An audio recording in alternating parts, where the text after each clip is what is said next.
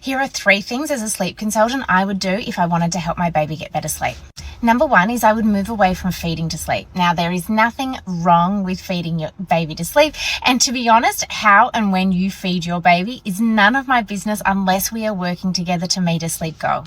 But what can happen is that if your baby feeds multiple times per wake window, multiple times overnight, they get into quite a snacky cycle and have genuine need to wake up multiple times overnight for a little top up. So I want you to have the mantra tanking up, not topping up. Because I want you to get to bedtime feeling so confident that your baby has had beautiful, complete, full feeds, breast, bottle, combo, doesn't matter, that by bedtime you go into the night knowing what is a feed and versus what is a resettle. Because we never want to do any kind of sleep training or resettling through genuine hunger.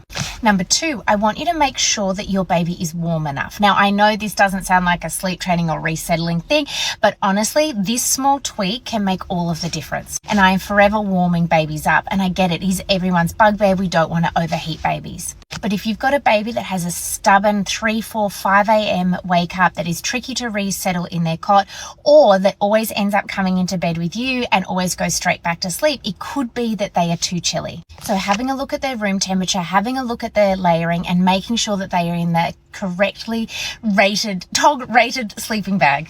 And number 3, I would have a look at how you can be doing less in terms of getting your little one down. And that's all that sleep training is. And yes, there are different techniques in the room, out of the room, or a mashup of a whole lot of them. But fundamentally, sleep training is about teaching a baby how to fall asleep independently. So come the end of a sleep cycle, they can rouse between it just like we all do. Sleep training does not stop your baby from waking. Check the surroundings. Nope, nothing to see here, and drift off back to sleep. And in order to do that, they need to be able to figure out how they move through all of the layers of falling asleep on their own. So if you were doing it for them from start to finish, rocking all the way to sleep, bouncing all the way to sleep, feeding all the way to sleep, how can you start doing less to give your baby an opportunity to flex this new skill? And it is a teachable skill for a lot of babies. Now, of course, there are some babies that can be fully assisted to sleep and sleep all night.